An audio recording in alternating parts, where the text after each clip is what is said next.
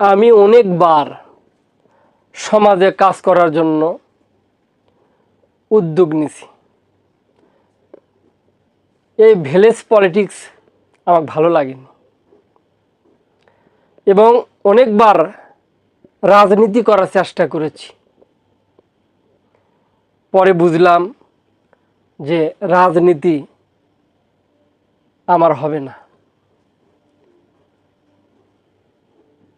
অবশেষে একটি ব্যবসা শুরু করলাম। এদের সেলফি স্টোর, এটা আমার দোকানের নাম। যাই হোক, এখন আমি বুঝি শুধু রাজনীতি করে মানুষের উপকার করা যায় না, মানুষের উপকার বহুভাবে করা যায়। রাজনীতি করে, ব্যবসা করে, চিকিৎসা করে, শিক্ষকতা করে, ইমামতি করে, মানে বিভিন্নভাবে মানুষের উপকার করা যায়। তাই অবশেষে আমি বেছে নিয়েছি ব্যবসা। আল্লাহ রাসূল সাল্লাল্লাহু আলাইহি সাল্লাম এই ব্যবসা সম্পর্কে বলেছেন, একজন সৎ ব্যবসায়িক, যে ব্যক্তি মিথ্যে কথা না বলে সৎ ব্যবসা করবে, সেই ব্যক্তি কাল কিয়ামতের দিন সিদ্দিক, শহীদ, এমনকি নবীদের সাথে তার হাসর নাসর হবে, জান্নাতে সে থাকবে। সুবহানাল্লাহ।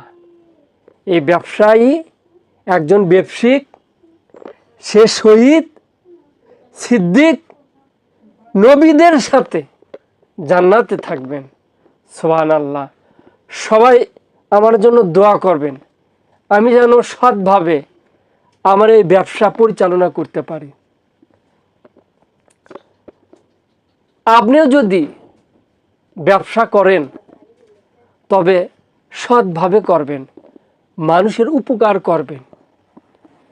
আপনার লাভ পকেটে ঢুকবে, কিন্তু সে লাভ যেন মানুষকে ঠকিয়ে না হয়।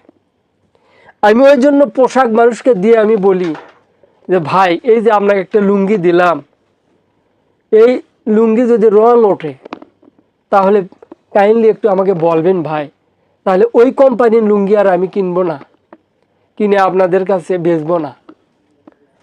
অনেকে আছে কাস্টমারের লাভ হলো না লস হলো ওইদিকে আর সে তাকায় না।